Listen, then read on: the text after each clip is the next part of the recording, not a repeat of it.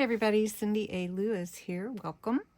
It is the first video for Build a Journal with the Frosted Elegance Junk Journal Kit. Now I did preview the kit already in the January 1st video, so you could see all the pages in the kit, and if you want to purchase it, it's over on my Ko-Fi site. But what we're going to do this month is build a journal. So there's going to be several parts to it, and each part will be labeled part 1, part 2, part 3, and it'll have its own playlist in case you need to come back to it. So this month we're kind of going in a calm, relaxed, creative process, and so we want to take that reflection, flexibility into this month after a very busy holiday season. So we're going to use the Frosted Elegance Junk Journal Kit as our decorative design pieces. And we're going to create a journal from a book. This is from Dollar Tree or garage sale. And we are going to remove the book block or gut the book today. And then in the next video, we will cover the base. Cover the boards, cover the book if you would. And the binding that we're going to use for this is going to be a ribbon and twine tied binding. So it's very easy and you don't have to sew. So I just wanted to let you know that ahead of time. If you want to follow along with us with this video series, it's going to be real simplified. So the first thing you need to choose is a book.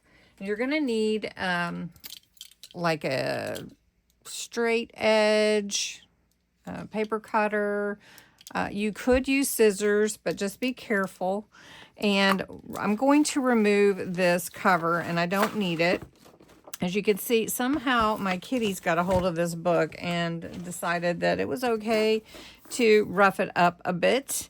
Anybody ever have that happen?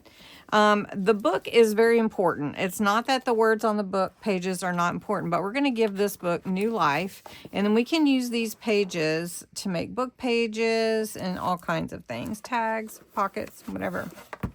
So to gut a book, if you've never done it, I always express that stretching that hinge right there will help you to remove this book block. And it depends on how good the glue is as to how hard it's going to be to remove that book block. So I just take my straight edge and I come down and then I start to work it. You can see where it is glued to the spine, and I'm going easily because I don't want to cut this any more than the kitties have damaged it, honestly. And so you can see, you start to see where it can come apart. You just go easily on that and then just start cutting it away. Then you will use this as your base for your journal. It's pretty easy, and you can find books really inexpensively at Goodwill, yard sales. You may even have some old books that you're not using anymore. And so you just work with the book block to get it out and to cut it away from the spine. As I work with mine, you can see it's coming apart right there. Just pull that apart, and there we go. And I didn't cut my spine at all. And you can see it even has some reinforcement still left there. I've taken my book block out. It's actually intact. I could read it like this if I wanted to. And I can use these pages and give them new life.